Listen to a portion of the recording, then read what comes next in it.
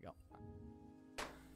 This is by Seth Fowler. I've seen a lot of people within esports foaming at the mouth of the downfall or shortcomings of other esports orgs that don't support or aren't part of, but something to realize that every time an org makes a bad decision or takes a massive L, the whole scene takes a hit. If you support NRG, but you're celebrating FaZe stock going to 0, it's going to impact NRG negatively too. Now, let's change the words here. If you support LEC, but you're celebrating LCS going to 0, it's going to impact LEC negatively too. That's just how it works.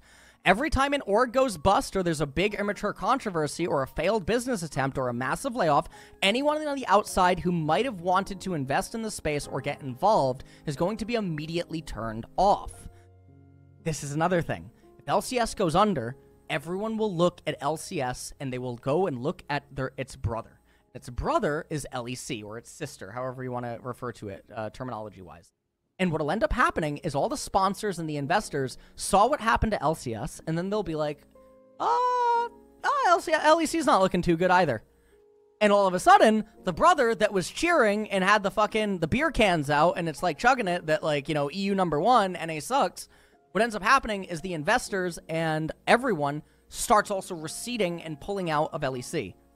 So while everyone foams at the mouth and cheers and celebrates that LCS is struggling and dead viewership, dead region, ha ha ha, it's going to come back at you. That's just what happens, okay? So, obviously, there's competitiveness. True. Same way that Europe wants their region to be better than NA. True. And wanting to be the best org or whatever. But high tide raises all ships. For the good of esports, we have to work together to show the industry in a positive and proper light. Now, when I said this a month ago, I was saying this in reference to the current streamer space, because the current streamer space is filled with absolutely deplorable people. That's just the reality of it. And it's extremely cannibalistic, and a lot of things operate in shadows. And there's a lot of shit that goes on behind the scenes that not a lot of people are aware of. And so when I paraphrased this tweet, I was mostly talking about how there were just 36 streamers in Korea, and how much real collab content and other types of stuff actually came out of that. How much? We got a little bit, but a lot of it all came off the back of the drama controversy. Why did it come off the drama controversy? Because the drama controversy tended to do about 200 to 300% viewership for pretty much everyone, right? On socials, TikTok, YouTube, Shorts, etc., right? That's why, and I can understand that. The issue, however, is that the Korea trip with the 36 people that was here should have been more of a unifying experience, a collaboration and a merging of like different types of things and creating friendships and foundations that could have prospered even after leaving, and yet it didn't, except maybe a few cases, and that is really, really, really disheartening. Now, some people might say that I'm hypocritical when I'm saying this, because I was reached out to by several people to do different types of collaboration content, right? Azap did reach out to me like 3 times, asked me to do the same thing with him with Scenarius. I'm going to be totally honest with you. After the whole TF Blade incident, and after also being witch hunted by the same people that I was fucking helping, only 2 apologized, by the way, out of fucking everything. Only 2 people apologized. Being witch hunted while trying to help them for a week and calling in massive favors from owners of LCK teams to try to contact Riot for these people to get them accounts. I was just turned off.